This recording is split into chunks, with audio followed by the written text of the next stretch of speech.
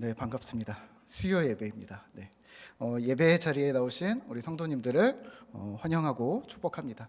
오늘은 인류의 비극, 또 신자의 비극이라는 제목으로 말씀을 나눌 때 주님의 은혜가 우리 가운데 가득하기를 소망합니다. 햄릿, 리어왕, 맥베스, 오셀로, 이 네 가지 소설은 셰익스피어의 4대 비극입니다. 공통점이 있는데 등장인물들이 다 죽습니다. 이유는 다양합니다. 욕심과 배신, 질투와 속임 등입니다. 승리하는 사람 없이 모두 죽어서 그런지 우리는 이를 비극이라고 부릅니다. 그러면 오늘 이 시대의 비극은 무엇일까요? 지난주 코로나19가 확산이 되면서 사회적 거리두기 수위가 많이 올라갔습니다. 단순히 사람과 사람의 거리만 멀어진 것이 아니라 경제활동, 그리고 사회활동, 또 사회 전체가 통제되고, 또 직장도, 아이들의 학교도, 또 주변의 이웃도, 심지어는 우리 교회는 예배 공간에 나오는 것까지 제재를 받게 되었습니다. 우리나라를 넘어서면 이 비극은 더 심각합니다. 몇백 명, 몇천 명이 하루 만에 확진이 되고 수백 명이 죽었다는 소식을 듣습니다. 어제는 미국과 인도가 1,300명 정도의 사람이 죽었고 총 17만 명이 죽었다는 이야기를 들었습니다. 더 비극은 이런 사실이 실감이 나지 않는다는 겁니다. 오늘 성경에서는 비극적인 삶을 살았던 한 민족이 또 등장을 합니다. 이스라엘입니다. 이스라엘은 우리나라와 매우 닮은 점이 많은데요. 오늘 이사야의 말씀의 배경이 되는 남유다와 또 북이스라엘의 이야기를 지정학적 요인들을 좀 이해하면서 구약 예언서를 이해하시면 훨씬 도움이 되실 듯합니다. 이스라엘은 남유다와 북이스라엘로 우리나라처럼 분단 국가였습니다. 항상 되게 자주 말씀을 드렸던 것 같은데요. 남쪽은 우리 한국이니까 좀 좋은데, 북쪽은 좀 안 좋은데, 그래서 북이스라엘은 상대적으로 악한 왕들이 많았고요. 남유다는 상대적으로 좀 더 선한 왕들이 많았었는데요. 네, 여튼 분단 국가였습니다. 이스라엘이 이렇게 있으면 이스라엘의 아래에는 어느 나라가 있었냐면 강대한 애굽이 있었습니다. 이스라엘의 위로는 아수르가 있었습니다. 그래서 두 나라가 다 강대국이었습니다. 그리고 이스라엘의 오른쪽으로는 바벨론이 있었는데 아직까지는 그렇게 강한 나라는 아니었습니다. 여튼 아수르와 애굽, 이 강대한 나라 사이에 북이스라엘과 남유다가 끼어 있었는데 이 강대국들이 내부적으로 정권이 교체되는 시기가 있었습니다. 그래서 약간 외부로 힘을 발산하지 않고 내부로 힘을 집중하던 그 시간에 북이스라엘과 남유다는 전성기를 맞이합니다. 경제적, 문화적으로 힘을 얻습니다. 힘이 세지고 돈이 생긴 거죠. 아수르가 먼저 상황이 정리가 됩니다. 위에 있던 아수르가 상황이 정리됩니다. 그러면서 디글랏빌레셀 3세가 왕으로 즉위하면서 정복 전쟁을 시작하는데요. 밑으로 내려옵니다. 쭉 내려오는데 이를 막으려고 어떻게 했을까요? 북이스라엘이 아람 나라와 손을 잡고 남유다에게 말을 합니다. 우리 셋이 손을 잡자. 아수르를 막아야 될 거 아니냐. 남유다가 고민을 합니다. 그래도 상대적으로 좀 밑에 있잖아요. 어쩌지? 상황을 보니까 아수르가 엄청 세거든요. 원래 셌는데 엄청 세거든요. 그래서 이렇게 생각합니다. 이렇게 결정합니다. 아수르의 줄을 서야겠다. 결국은 손을 잡지 않습니다. 거꾸로 아수르 편에 섭니다.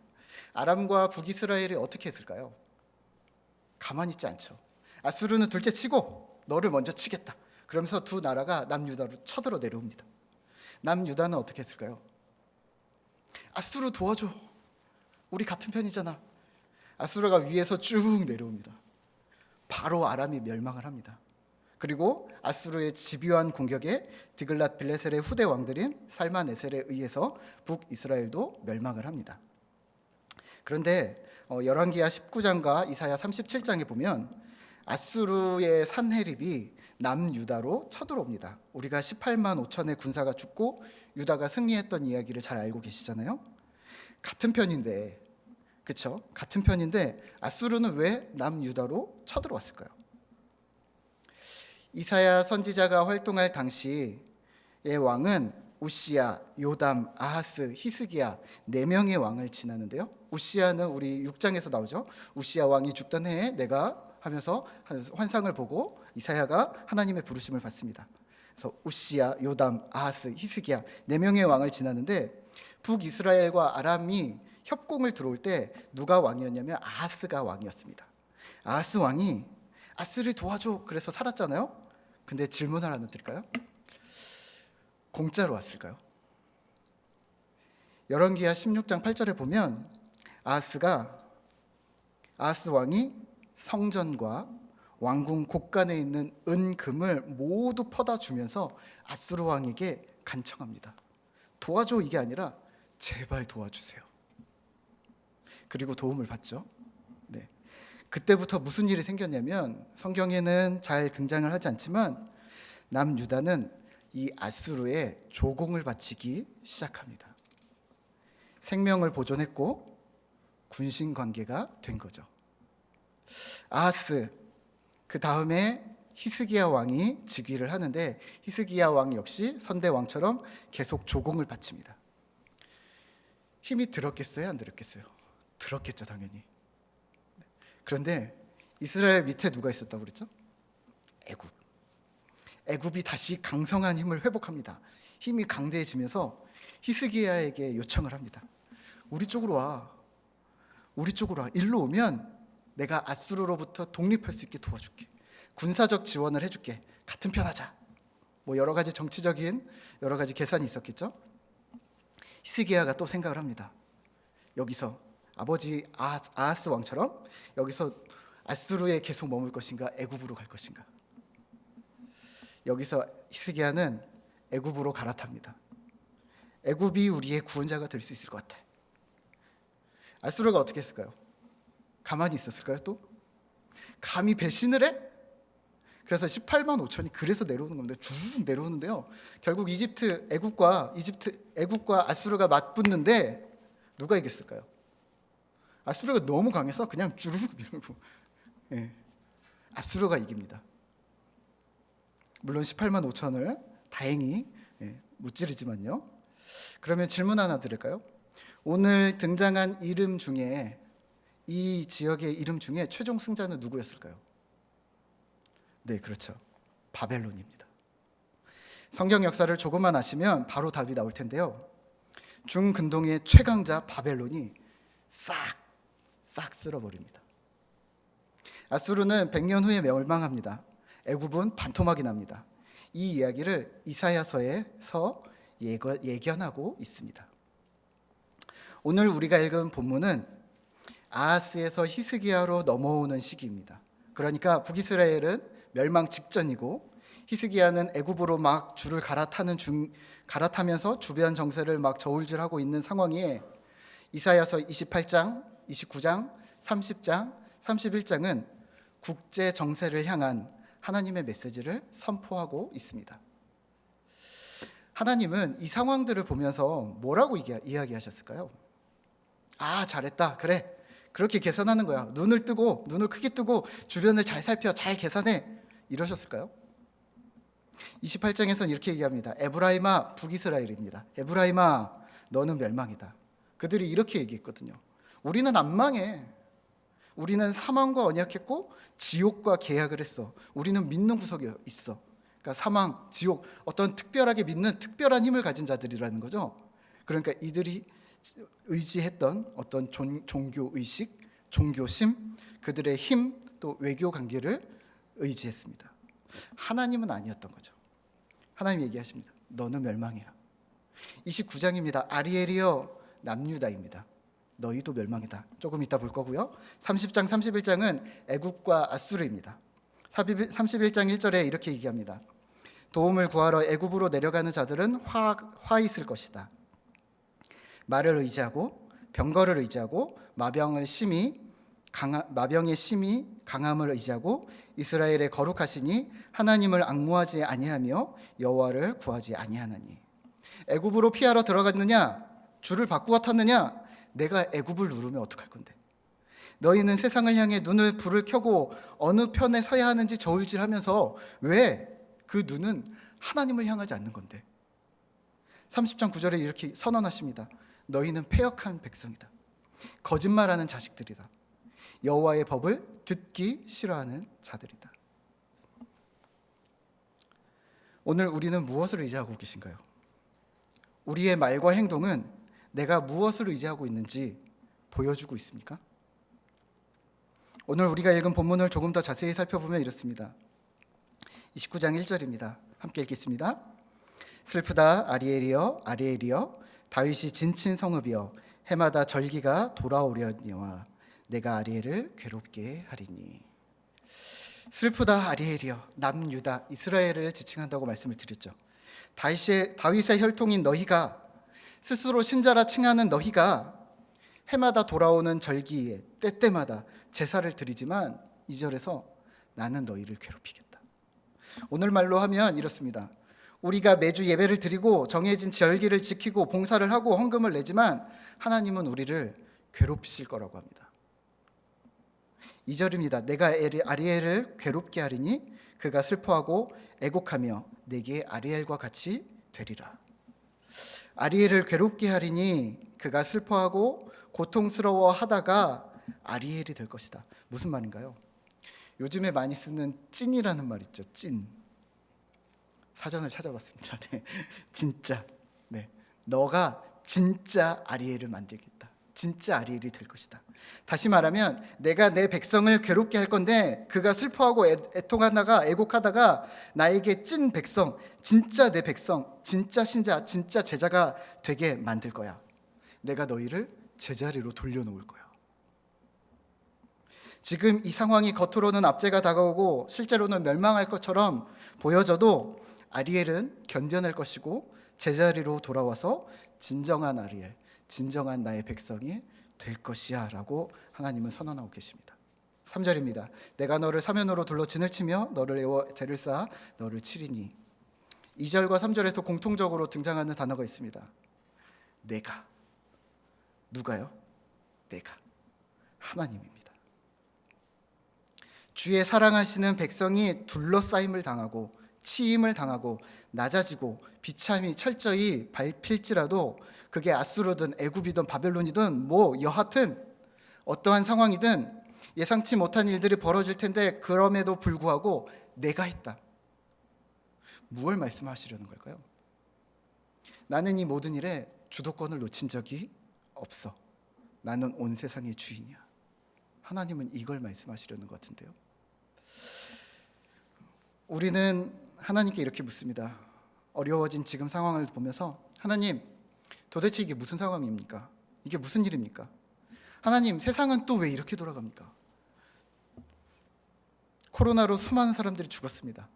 관계가 무너지고 교회의 이름은 땅에 떨어지고 직장에서 우리는 영향력을 미치기는커녕 어려움을 피할 수가 없습니다. 어떤 집사님이 그러시더라고요. 사장님이 부릅니다. 김 과장, 교회 가면 안 돼? 교회 가면 코로나 걸려? 후배들이 또 말합니다. 부장님, 어제 교회 다녀오셨어요? 응. 저 그러면 점심 같이 안 먹을래요. 농담도 한두 번이죠. 농담이 진담이 되고 진담이 낙인이 되어버린 듯이 우리는 불편해졌습니다. 우리는 이렇게 묻습니다. 하나님, 우리가 사이비 이단은 아니지 않습니까? 하나님, 우리가 바이러스는 아니지 않습니까? 하나님, 저는 이 상황이 이해가 안 되는데요. 이 세상의 주권이 여전히 하나님께 있는 건 맞습니까? 진짜죠? 그 주권 놓치시면 안 됩니다. 하나님, 이 상황 아직도 통제가 가능하시니까 계속 이러고 계신 거죠? 누가 누굴 걱정하는 걸까요? 하나님을 잘못 이해하고 있는 건 우리 아닐까요? 저희 집에 애들이 셋이 있습니다. 제가 쉐마를 담당을 하고 있는데요. 한 번은 쉐마에서 작년에 이부 활동을 하면서 부모님께 비밀펜으로, 보이지 않는 펜으로, 그런 거 있잖아요. 양초로 이렇게 쓰고 물감하면 글씨 나오는 거, 그런 것처럼 비밀펜으로 부모님께 편지를 쓰는 시간이 있었는데요. 아들 두 놈이 이렇게 썼습니다. 아빠, 나 때리지 좀 마세요. 기절할 것 같아요. 누가 보면 아빠가 기절할 때까지 때리는 줄 알겠어요. 애 엄마는 엄청 당황을 했는데요. 설마 제가 그럴 거라고 생각하시진 않겠죠? 예. 그 편지는 저를 모르시는 분들이 오해하기 딱 좋은 글입니다. 목사님의 애들은 막 기절할 때까지 그렇게 생각하시면 안 됩니다. 네, 저는 너무 웃긴 거예요. 그 편지가 너무 웃긴 거예요. 그래서 애들을 불러서 물어봤습니다. 너 일로 와봐. 너네 기절이 뭔지 알아? 물어봤더니 이런 말 어디서 배웠어? 물어봤더니 이러는 거예요. 학교에서 애들이 쓰던 말 그대로 썼답니다. 배고파서 기절할 것 같아. 웃겨서 기절할 것 같아. 힘들어서 기절할 것 같아. 재미없어 기절할 것 같아. 애들이 무슨 말인지 모르고 기절이라는 말을 썼던 것처럼 오늘 우리는 하나님 주권이라는 단어를 잘못 이해하고 있는 거 아닌가요? 마치 하나님 주도권을 세상에 뺏겼다, 다시 뺏어왔다, 또 뺏겼다, 다시 뺏어왔다 하는 이런 어떤 싸움으로 생각하고 계시는 건 아닌가요? 하나님은 창조주입니다. 창조주 하나님이라는 말은, 창조주 하나님의 주권이라는 말은 누구도 범접할 수 없는 세상에 대한 소유권이 하나님께 속해 있다는 말입니다. 뺏는다고 뺏겨지는 게 아니라는 말입니다. 코로나도, 홍수도, 지진도, 태풍도, 오늘 태풍이 왔는데요, 온 세상의 어떤 상황도 하나님의 주권 하에 있다는 말입니다. 그런데 우리는 자꾸 하나님께 아무 말이나 합니다. 저희 집 막내가 등장을 하는데요, 저희 집 막내는 6살입니다. 항상 저에게 소리 지르고 화를 냅니다. 이럽니다. 집에 가면 우선 첫 번째 하는 말이 이겁니다. 아빠 다녀오셨어요? 하고 그 다음에 하는 말이 아빠 나빠. 아빠는 맨날 화만 내. 맨날 때려. 맨날 엄마 괴롭혀. 아빠는 뚱땡이야. 동의하십니까? 그냥 레파토리예요. 맨날 집에 가면. 예. 진짜 맨날 때리고 진짜 맨날 화나고 그럴까요? 가정폭력 이런 거 좋아하시면 안 되시고요. 네. 저 목사인데요. 네. 네. 그럼 저희 어떻게 살아요? 네. 딱 들어도 아무 말이나 한 것 같지 않으세요? 네. 저 그리 뚱땡이 아니거든요. 네. 저는 좀 억울한데 그러지 말라고 하고 물어봤습니다. 아빠가 왜 싫어? 그랬더니 이렇게 대답을 하는 거예요. 아빠는 무능력하고 회사에서 늦게 오고 엄마 안 도와주고 뚱뚱하고 못생겨서 싫어. 잘 들어보니까 이 단어들이 안녕 자두야라는 만화에 아빠가 좀 무능력하게 엄마한테 맨날 혼나면서 살거든요. 그 아빠랑 또 동화책에 나오는 뚱뚱한 아빠가 있어요. 운동회 갔다가 넘어져갖고 꼴등하고 뭐 이러는 그 뚱뚱한 아빠를 섞어서 저를 만들어낸 것 같아요. 그래서 아빠니까 우선 똑같은 아빠니까 와서 나한테 막 한 거예요. 네. 그래서 자꾸 이렇게 하니까 한마디 하는 거죠. 너 그러면 안 돼, 혼난다. 이러면 또 이래요. 아빠는 내 맘도 몰라주고 그러면서 막 방에 들어가서 울고 이래요. 딸 키우기가 좀 힘든데요.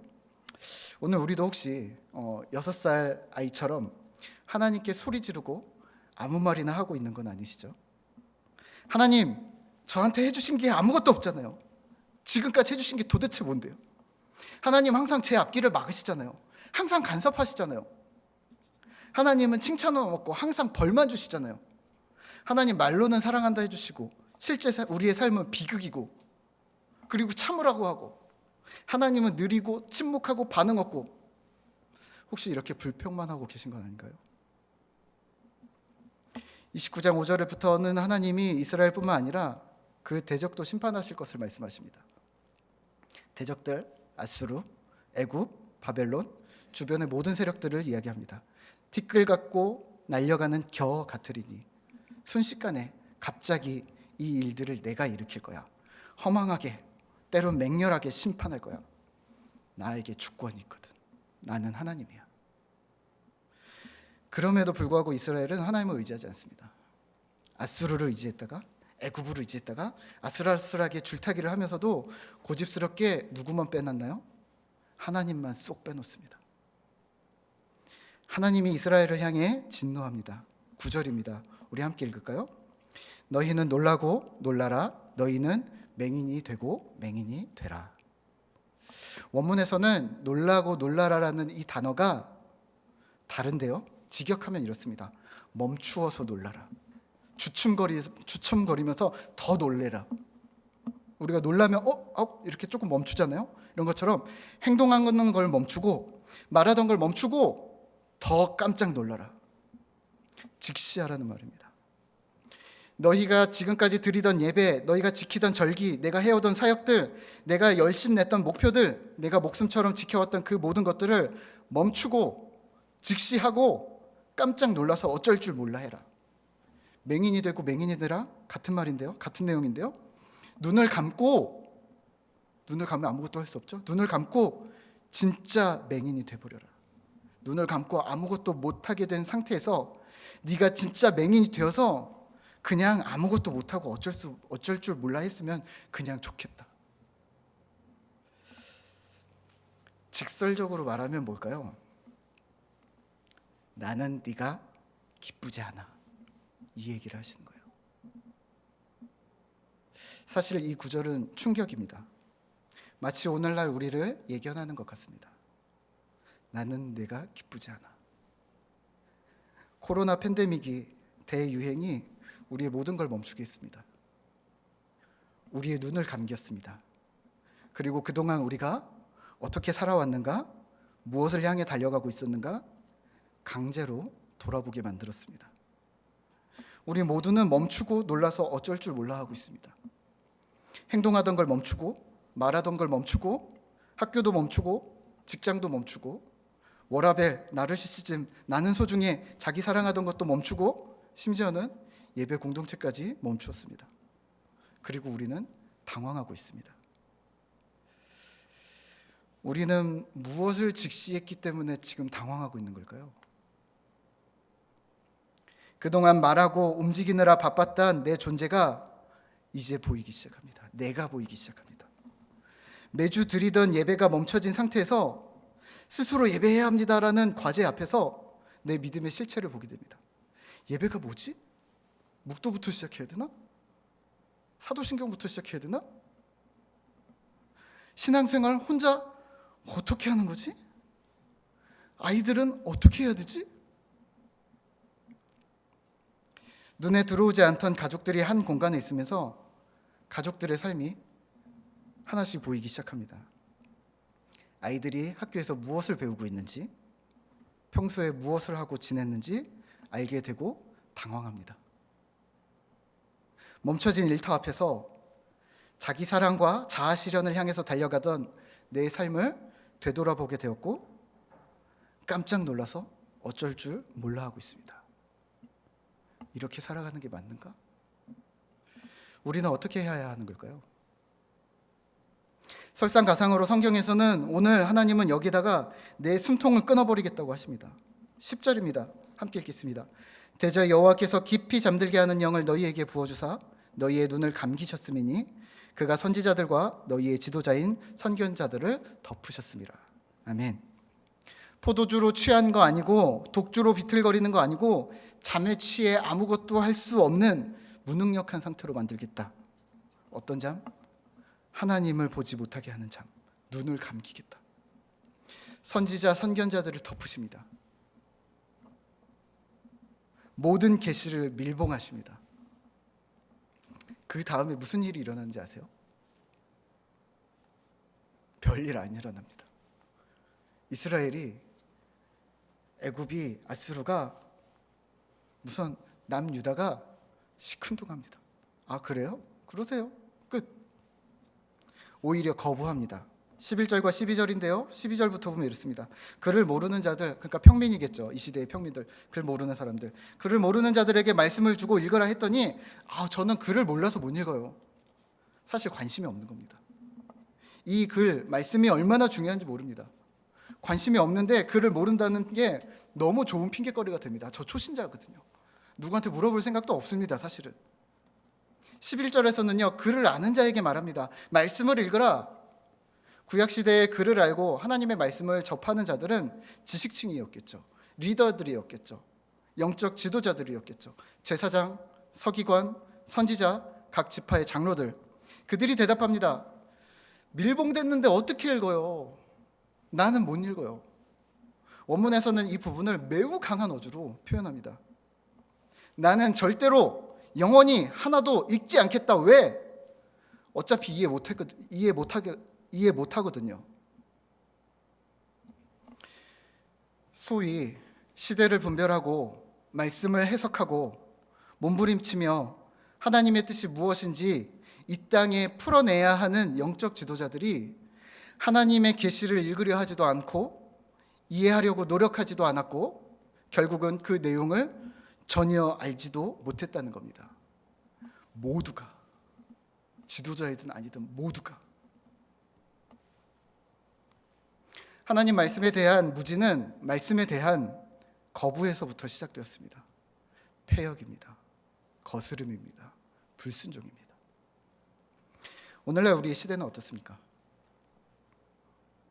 역대하 18장에서 아합 왕이 전쟁에 나가기 전에 선지자 400명이면 영적인 지도자, 영적 지도자 400명을 모아서 묻습니다. 요즘 말로 하면 교회 목사님들 400명 뭐 이렇게 생각해도 될까요? 모르겠습니다. 네, 아합이 묻습니다. 400명을 모아다가 내가 전쟁에 나갈까 말까 한 목소리로 말합니다. 나가십시오. 하나님이 승리하게 할 겁니다. 거기서 미가야 선지자 홀로 이렇게 얘기합니다. 나가면 죽습니다. 시드기야 선지자가 미가야 선지자의 뺨을 치면서 이렇게 얘기합니다. 내 하나님은 그렇게 말하지 않았다. 내가 맞다. 너는 틀렸다. 결국 어떻게 됐나요? 결국 아합은 이 전쟁에서 죽습니다. 영적 지도자 400명은 바른 것을 말하지 못했습니다. 큰 소리는 진리가 아니었습니다. 크게 말하고 확신 있게 말했지만 하나님의 뜻과는 거리가 멀었습니다. 에이, 400명이 잘못했네. 거짓 선지자네. 이러실 건가요? 아니면 거기에 속아 전쟁에 나간 아합은 책임이 없었을까요? 홀로 독야청청 말하던 미가야는 그럼 책임이 없을까요? 아, 승리했네 미가야. 우리도 미가야처럼 그렇게 이해해야 될까요? 오늘 이 시대의 영적 지도자는 목사님, 전도사님뿐만 아니라 장로님, 권사님, 집사님, 순장, 부장 어느 위치에 있던 요직에 있는 요직을 맡은 우리들입니다. 질문 하나 드릴까요? 오늘 이 자리에 참여하고 계신 우리 성도님들은 아합을 속인, 의도하지 않았을 수도 있어요. 아합을 속인 400명이 되시겠습니까? 아니면 속아 넘어간 아합이 되시겠습니까? 아니면 홀로 남은 미가야, 한 명의 미가야가 되시겠습니까? 저는 다 별론데요. 이 시대의 영적 지도자인 성경을 손에 들고 있는 우리는 무엇을 해야 될까요? 목사님, 코로나에 담긴 하나님의 뜻이 뭔가요? 몰라요? 장로님, 이 시대에 우리는 무엇을 해야 하나요? 모르겠는데요. 좀 더 생각해 봅시다. 계속 모른다고 말해도 되는 걸까요? 벌써 8개월이 지났는데요. 신자라면 노력하셔야 합니다. 봉해져 있는 말씀을 내가 뜯어야 하고 읽어서 이해가 안 되면 100번, 1000번 반복해서 읽으셔야 하고 이 시대 상황과 하나님의 뜻이 무엇인지 알려달라고 기도하셔야 하고 관련 서적을 찾고 조언을 구하며 몸부림치셔야 합니다. 그게 영적 지도자고 그게 진짜 신자입니다. 에스겔 2장 8절에서 이렇게 얘기합니다. 너 인자야, 내가 내게 이르는 말을 듣고 그 패역한 족속같이 패역하지 말고 무관심하지 말고 내 입을 벌리고 내가 내게 주는 것을 먹으라. 씹어 먹으라. 계시록 10장 9절에서 이렇게 얘기합니다. 내가 천사에게 나아가 작은 두루마리를 달라 한즉, 아까는 봉해져 있었잖아요. 여기는 작은 두루마리를 봉인 해제를 한 걸 달라 한즉 천사가 이르되 갖다 먹어버리라. 내 배에는 쓰나 내 입에는 꿀같이 달리라 하거늘. 딱딱하지만 씹기 시작하면 입에 달 것이고 그렇게 기쁨으로 받아들인 말씀이 소화가 되어서 배로 내려가고 우리에게 체화되었을 때 그것은 다시 써질 것입니다. 아픔이 될 것입니다. 왜냐하면 심판과 회복이 담긴 바른 것을 다시 꺼내야 한다는 부담감이 우리에게 있어지기 때문입니다. 바른 것을 말해야 하기 때문입니다. 사랑하는 성도 여러분, 패역한 수준으로 괴로움만 겪는 오늘의 29장의 아리엘이 되시겠습니까? 아니면 이 기회에 진짜 아리엘이 되시겠습니까? 지난 역사의 시간 동안 우리는 바른 것을 말하지 못했고 우리의 위치를 몰락시켰습니다. 한국 교회가 일제강점기에 독립운동을 하고 하나님을 의지했던 것을 잘 아실 텐데요. 근현대에 들어서면서 교회는 추락합니다. 가장 먼저 목사입니다. 예전에는 목사님 하면 존경했다면 이제는 목사? 이렇게 나옵니다. 외부에서 좋지 않게 보는 것은 말할 것도 없고요. 목사인 저도 제가 목사지만 목사라고 하면 우선 경계를 합니다. 저희 아내가 저 사람 목사래? 저 사람 목사래? 자기가 그래? 그러면 우선은 좀 기다려봐. 자기가 목사라고 밝히는 거 보면 이상한 사람이 있어. 조심해. 제가 목사인데. 지난 7월에 하도 코로나 막 말이 많아서 저희 제자반 집사님들한테 이렇게 얘기했어요. 카톡으로 문자를 보냈어요. 집사님들, 밖에서 저를 만나면 문목사라 하지 말고 문코치라고 불러주세요.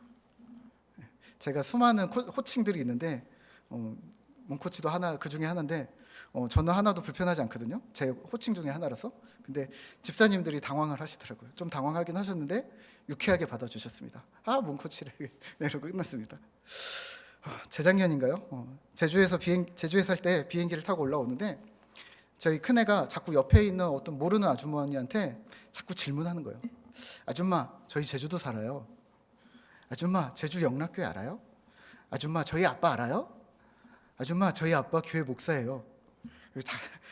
다행히 시끄럽고 막 이래서 아주머니가 잘 못 알아들으셨는데 다급히 애를 자제시켰습니다. 건아, 여기서 그런 얘기 하는 거 아니야? 아빠 정체를 밝히면 안 돼? 왜? 비밀이야. 개인적으로 목사가 부끄러운 건 아닌데요. 사회적인 평판과 인식이 낮아졌음은 부인할 수 없습니다. 목사뿐인가요? 그 다음 목사님들을 따라 직분자들이 추락을 합니다. 10수년 전까지만 해도 어디 가서 제가 장로입니다, 제가 권사입니다, 제가 집사입니다 하면 이런 의미였어요. 저 믿을 만한 사람입니다. 믿고 일을 진행하셔도 됩니다. 지금은요? 안 그래요. 네, 안 그렇습니다. 그 다음은 교회, 교인, 신자라는 이름이 추락합니다. 10수년간 계속 이런 일들이 반복되어져 왔고 코로나 팬데믹으로 그 파장은 더 커졌습니다. 큰 교회든 작은 교회든 세상의 빛과 소금이 되는 역할은 제쳐두고 자신의 유익을 챙기느라 바빴고 이단을 신경 쓸 겨를도 없었습니다. 결국 세상은 교회나 이단이나 별반 다르지 않게 봅니다. 왜 이렇게 된 걸까요? 이런 생각은 안 해보셨어요? 하나님이 교회를 향한 은혜를 거두어 가시는 중이 아닐까.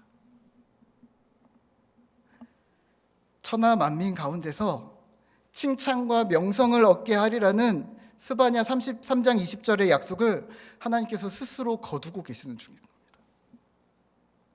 칭찬과 명성을 얻어야 할 내 백성이 그 일을 못하고 있으니 그 은혜를 거둬가고 계시는 겁니다. 어쩌면 당연한 결과가 아닐까요? 왜요? 우리는 하나님을 멀리했거든요. 말씀을 주셨는데 글을 모른다고 핑계댔고 읽을 줄 아는데 봉해져서 못 읽겠다고 하고 이해가 안 된다고 하고 강하게 거부했습니다. 그게 우리의 모습입니다. 하나님을 떠나 있으면서 피상적으로 절기와 주의를 지키면서 하나님과의 관계가 유지되기를 바랬다는 게 그게 어불성설 아닐까요? 하나님은 이스라엘과 우리를 향해 패역함을 선포합니다. 13절입니다. 주께서 이르시되, 함께 읽겠습니다. 이 백성이 입으로는 나를 가까이하며 입술로는 나를 공경하나 그들의 마음은 내게서 멀리 떠났나니 그들이 나를 경외함은 사람의 계명으로 가르침을 받았을 뿐이라. 아멘. 입술로는 나를 경외하나 공경하나 그들의 마음은 내게서 멀리 떠났다. 30장 9절에서는 이렇게 얘기합니다. 너희는 패역하고 거짓말하고 여호와의 법을 듣기 싫어하는 자들이라. 선지자한테 이렇게 얘기합니다. 본 걸 말하지 말아주세요. 우리한테 제발. 선지자한테 이렇게 얘기합니다. 바르게 얘기하지 말아주세요. 부드럽게 말해주시고 거짓을 좀 섞으셔도 됩니다. 우리가 상처만 받지 않게 해주세요. 더 나아가서 이렇게 얘기합니다. 하나님이 없었으면 좋겠어. 불편해. 하나님은 간섭이 너무 많아. 파국으로 치달은 이스라엘은 심지어 하나님을 속일 수 있다고 생각합니다. 15절입니다. 자기의 계획을 여호와께 깊이 숨기려 합니다. 에이, 누가 알겠어. 16절입니다. 진흙이 토기장이에게 말합니다. 누구세요? 당신 모르겠는데요. 아, 토기장이세요? 총명이 없으시네요. 이거밖에 못하세요? 인간이 하나님을 향해 하나님 그건 아니에요. 틀렸어요. 하나님을 가르치고 조종하려고 듭니다. 패역입니다. 이런 패역함 속에 17절부터 24절은 갑자기 회복을 약속합니다. 염두에 두실 것은 항상 하나님의 패턴은 동일하다는 겁니다. 죄, 심판, 회복. 이게 하나님 주권인데 하나님은 우리의 상태와 상관없이 주도적으로 우리의 회복을 약속합니다. 부끄러워하지 않게 될 것이고 창백함, 두려움이 너희들에게 사라질 것이다. 지금 우리 부끄럽거든요. 지금 우리 두렵거든요. 그런데 회복을 약속하십니다. 걱정하지 마. 내가 회복시킬게. 못 듣는 자도 말씀을 읽게 될 것이고 눈이 감겼던 자들도 읽게 되고 혼동이 사라지고 다시 하나님을 경외하는 자리로 돌아올 것이라고 약속하십니다. 아멘. 말씀을 맺겠습니다. 하나님은 왜 성경에서 끊임없이 이스라엘의 역사를 가지고 우리에게 이야기를 하시는 걸까요? 두 가지를 기억하셔야 되는데요. 첫 번째는 우리의 인생은 실제라는 겁니다. 우리에게는 영적인 세계뿐만 아니라 실제로 살아내야 하는 삶의 현장이 주어졌다는 것을 기억하셔야 합니다. 생각만 하고 말만 해서 때울 수 있는 게 아니라 사랑을, 복음을, 성경을 몸으로 실천해야 되고 복음을 삶으로 증명해내야 합니다. 둘째, 역사를 언급하는 성경을 통해 우리는 미래를 예견할 수가 있습니다. 역사학자 아놀드 토인비는 이렇게 얘기합니다. 인류의 가장 큰 비극은 지난 역사에서 아무런 교훈도 얻지 못하는 것이다. 역사에서 아무것도 못 배우면 인류는 비극이라는 겁니다. 그러면 신자의 가장 큰 비극은 무엇일까요? 지나간 성경 역사에서 아무런 교훈도 얻지 못하는 신자. 성경 역사의 비극을 반복하는 신자. 죄와 패역을 반복하는 신자. 성경 역사에서 오늘날 이 세계에서 하나님의 흔적을 발견하지 못하는 신자. 이것이 신자의 비극입니다. 오늘날 우리는 무엇을 해야 할까요?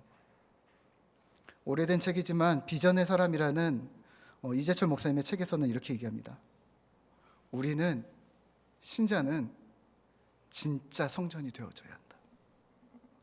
다시 말하면 특정 장소가 중요한 게 아니라 내가 성전이 되어져서 내 중심에 하나님을 모시고 있는가, 하나님의 임재가 우리에게, 개개인에게 지속적으로 있게 진짜 성전이 되어져야 한다는 말을 하고 있습니다. 출애굽 시대에 이스라엘이 어디에 있건 성막을 가지고 다니면서 성막에 임재해 주셨던 하나님, 우리가 가는 곳마다 우리의 중심에 하나님이 계시는구나. 솔로몬 시대 이후로 성전을 만들고 성전이 딱 그 성전 거기에만 하나님이 임재하신 게 아니라 성전을 바라보는 우리들, 먼 이방 나라에서도 성전을 향해 서서 기도하는 우리들 모두에게 그 성전이 상징이 되어져서 우리 모두에게 하나님이 임하고 계시는구나. 이것을 기억했다면 오늘의 신자인 우리는 내 중심에, 우리 개개인 중심에, 우리 개개인 중심에 하나님이 임재, 하나님이 내 중심에 계시도록 힘써야 합니다. 사도 바울은 이렇게 합니다. 이렇게 말합니다. 너희가 하나님의 성전인 것과 하나님의 성령이 너희 안에 계시는 것을 알지 못하느냐. 이게 어떻게 가능할까요? 오늘 이사야서 30장 15절에서는 이렇게 얘기합니다. 주 여호와 이스라엘의 거룩하신 이가 이같이 말씀하시되 너희가 돌이켜 조용히 있어야 구원 얻을 것이요 잠잠하고 신뢰하여야 힘을 얻을 것이거든. 동사만 볼까요? 돌이켜서 조용히 있고 잠잠하고 주를 신뢰하라. 그러면 이거는 개개인들이 할 일입니다. 그러면 오늘날의 우리의 교회는 무엇을 해야 할까요? 우리 한국 교회에는 중대한 사명이 있습니다. 신자가 된다는 것, 영적 리더가 된다는 것은 스스로 움직이는 성전이 되기로 결심하는 것인데 오늘날의 교회는 사람을, 성도를 성전으로 일구는 일들을 감당해야 합니다. 지원해야 합니다. 이 일을 하늘빛 우리교회 공동체가 도울 것입니다. 신자 한 사람 한 사람의 중심에 하나님이 계시도록 도울 것입니다. 그게 우리 교회 공동체가 할 일입니다. 어렵지만 온라인으로 예배를 계속 지켜주시고 성경 공부와 훈련들도 온라인으로 계속해서 힘을 써주시고 말씀을 스스로 읽어주시고 큐티를 하면서 스스로 신앙의 자생력들을 키워주십시오. 더불어 가정에 예배를 세워주시고 나라와 민족, 이웃을 향한 사랑의 기도를 끊이지 말아주십시오. 우리의 주인 되신 주님께서, 온 세상의 창조주 하나님께서 우리를 도우실 것입니다. 우리 함께 말씀을 생각하면서 함께 찬양할까요?